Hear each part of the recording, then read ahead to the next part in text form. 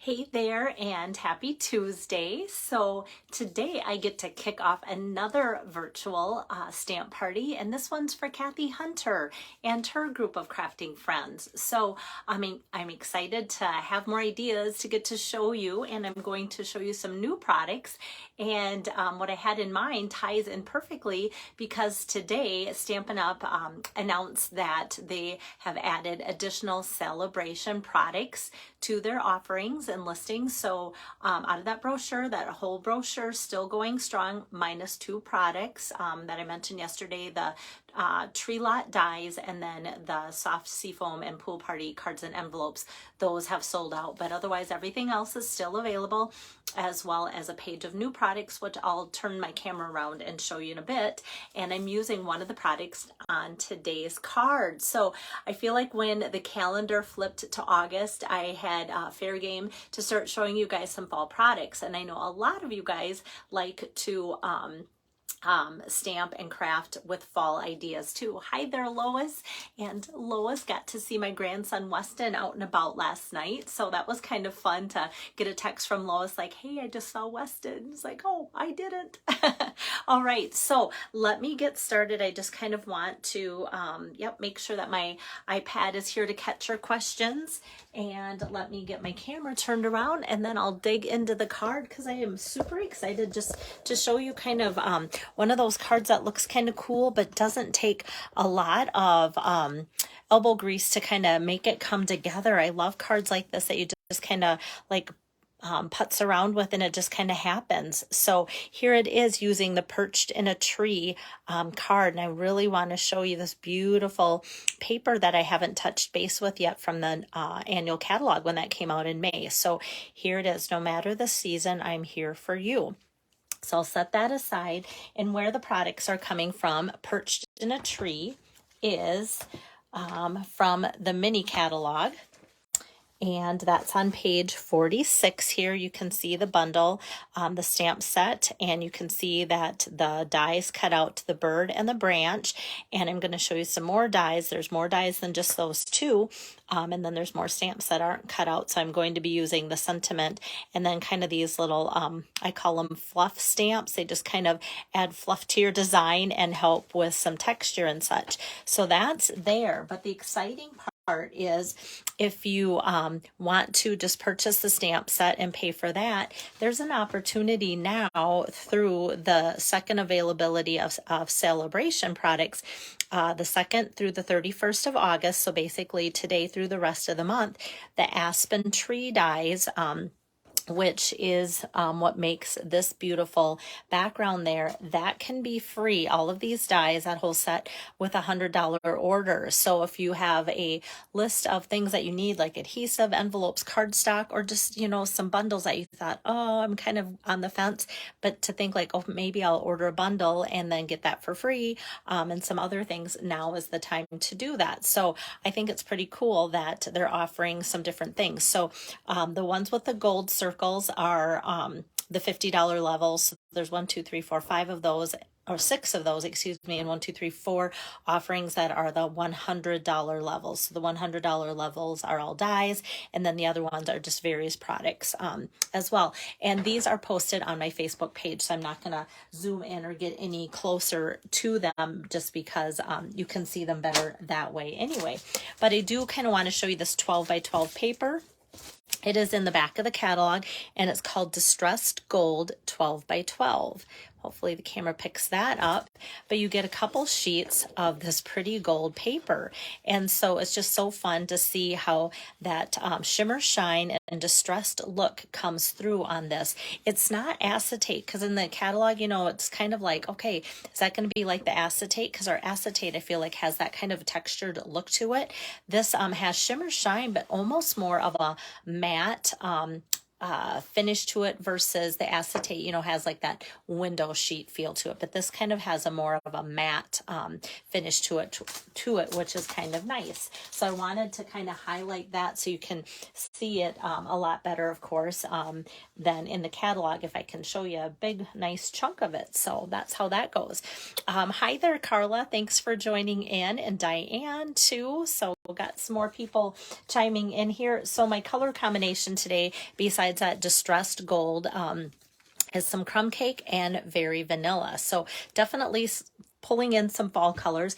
It is so hot out there, guys, though. It does not feel like fall.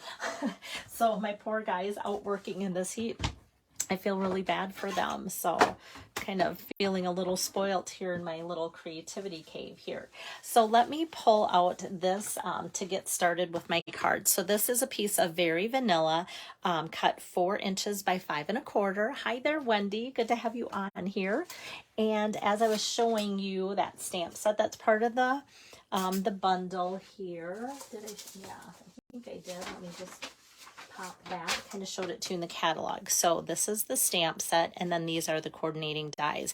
Like I said, you could buy the whole thing as a bundle, or if you want, you could get just these dies for free. So today I'm going to use these leaves, which I love it when they add both the texture in there and they cut out. So I'm going to set those aside. And then this cuts kind of that oval woodland look there. So I'm going to use that. And the leftover ones are the branch that the bird can go on, and then a cutout for the bird. And then this, at first I kind of went, what's that? And in the catalog, it does show how that's used. So you can kind of just sponge or use a blending brushes, cut out some cardstock, different colors if you want, or white, and just kind of sponge to make that look like leaves on the branch and such. So that's kind of a fun thing. I was going to kind of maybe tie that in today because I thought that might help with some explanation of that. But I kind of liked the way things were kind of falling into place. So I kind of just left it that way.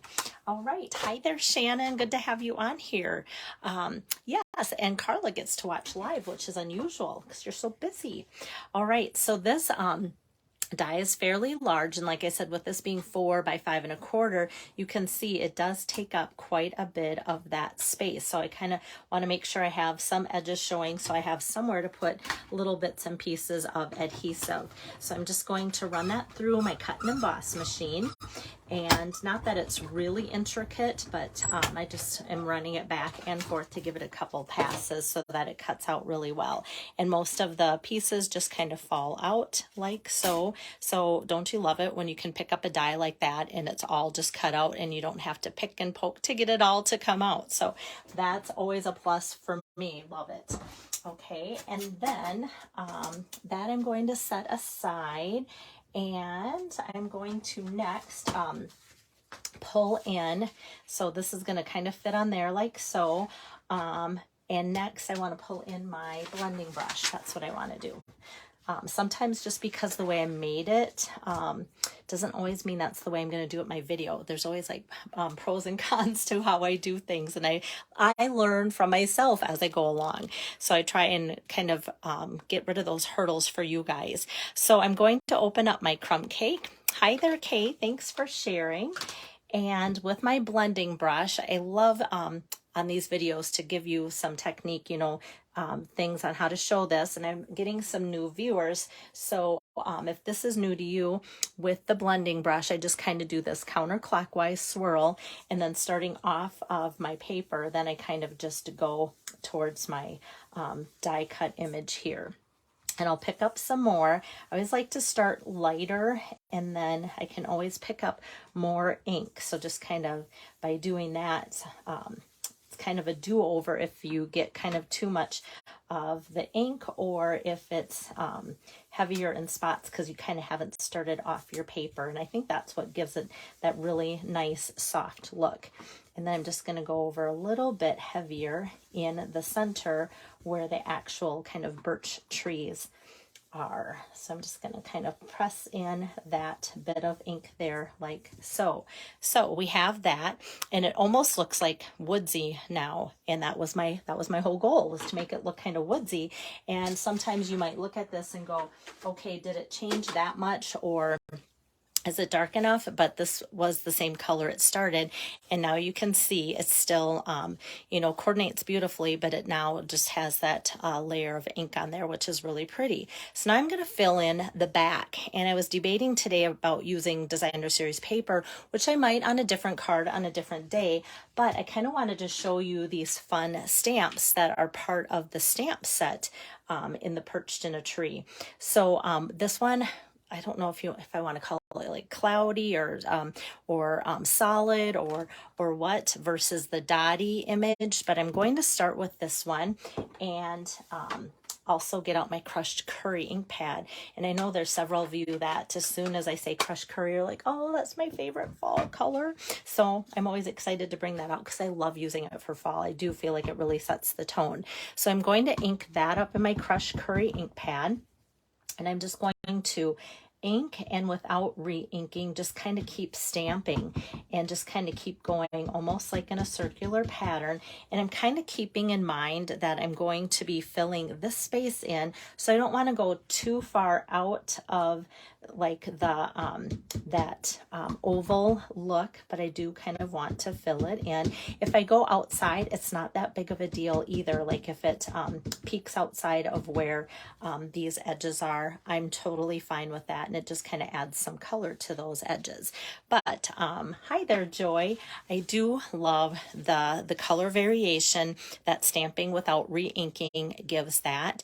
And then when I layer it on here, it gives it just such a nice fall feel, and some areas are covered more than others, and just kind of like in nature. So I kind of want to leave that look to it. And then I'm going to switch gears and open up Cajun Craze, which is another fall color favorite for a lot of you.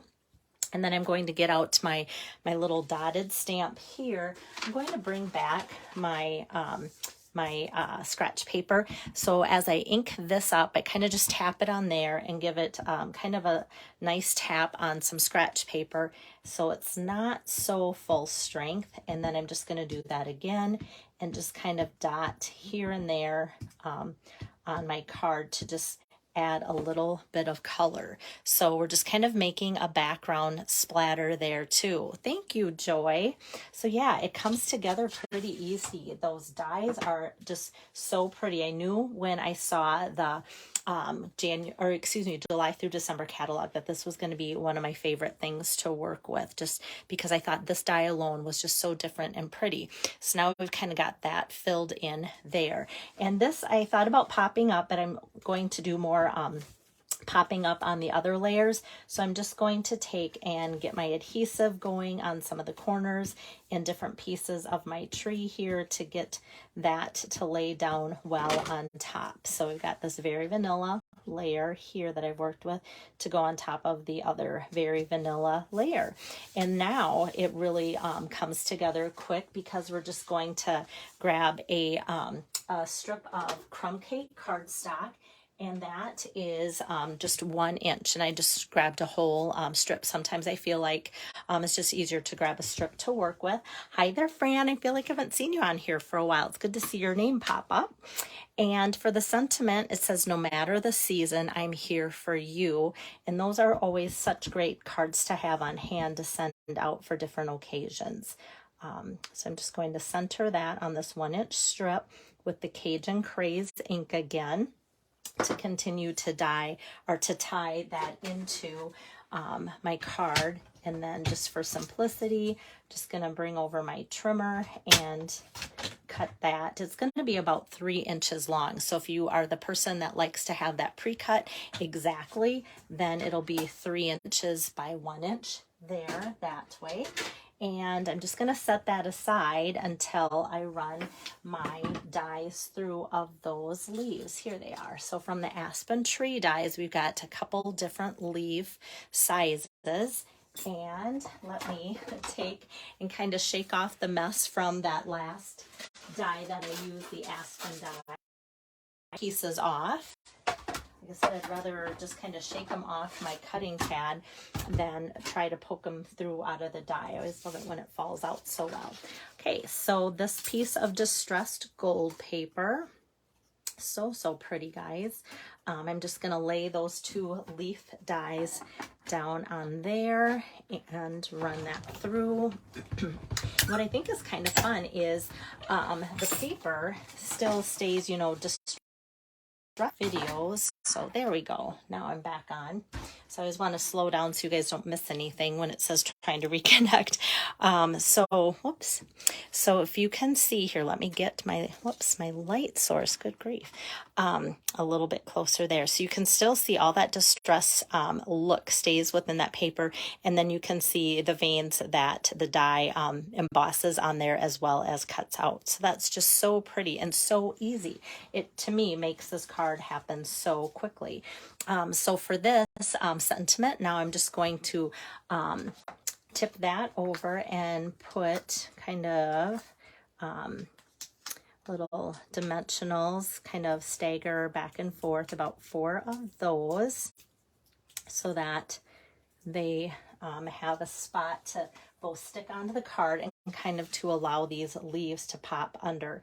So I just kind of want to nest this sentiment in the corner like so. So there's just a little bit of that 1/4 inch step up from the bottom and a 1/4 inch step up over from the side there for visual effects. And then I haven't really pressed it down because I want to be able to tuck this leaf here and kind of have that tilted close to the edge, and then the second leaf here like so. So now I can give that a good press, and I don't trust that these leaves are just going to stay like that because it's not really a good secure thing. But what I'm going to do is just take another dimensional so that just the top of this leaf gets some lift, as well as this one. I'm going to put a dimensional towards the top of that leaf. So as they poke up, they kind of look like they have a little bit more dimension to them. Whoops, need to take that paper off. I'm like, that's not feeling like it's stuck. I thought I'd taken the paper off, but I didn't. So you can see where that part of the card just really comes together quick for a beautiful fall card. And of course, I want to add an accessory, and something that I've been wanting to use because I think they're so fun is the adhesive back seasonal sequins, and they're kind of in the Christmas section, and you can see why. You've got these fun gold and like silvery white colors and bright green here, and like pinkish red as well. And so that coordinates really well with some of the Christmas products and such. But if you look close, they're not like super sparkly. They're kind of shiny, but in a matte finish, if that makes sense. Usually shiny and matte don't go together, but I think that's what I like. And it really ties together with that matte finish to put it with that distressed paper. So I'm just going to take one large adhesive back sequin and one small adhesive back sequin, and just kind of go back and up at that angle to just kind of finish off that corner there to complete the card front. And now for the inside, I'm just going to take a little bit of this background stamp, kind of that more solid image, and just kind of do something like that just to kind of make it look colorful. And then here again, just with the Cajun craze, just do a stamp off on some scratch paper and add that too, so that if you want that space to write in, this type of card, usually no matter the season, I'm here for you, you want to put a special personal sentiment in there. And I didn't want to take up too much space, but I kind of liked the follow through of just that kind of little cloud of color to make that transfer from the outside to the inside, like so. So there you have it, card number 1 for Kathy Hunter's virtual stamp party here. That's a new code that I got started for her this month. So hopefully you guys can use that if you need anything to support her party, or if she's already told you about that, because I kind of sent her a message like, hey, today's the day, starting to do your videos and such. And so tomorrow I'm busy, and the next day I should be doing your video. So I'll probably only have time this week, Thursday or Friday, as far as I can tell. So one of those days I'll be coming to you live with card number 2 for Kathy's virtual stamp party, kind of winding down summer for college student and trying to fit in all those last minute things while he's here, and don't want to miss out on anything because it's easier to catch those types of things when he's still home. And I know you guys that have college kids all get that. So thank you, Julie. Thanks so much. So how you can get today's card and the other 2 cards that I'll be making for Kathy's party is just order a minimum $25 order using her special host code, or let me know if you need help with that, and you'll get the 3 cards as a thank you from both her and I for ordering through her party. So take care and have a great rest of your day. Thanks. Bye-bye.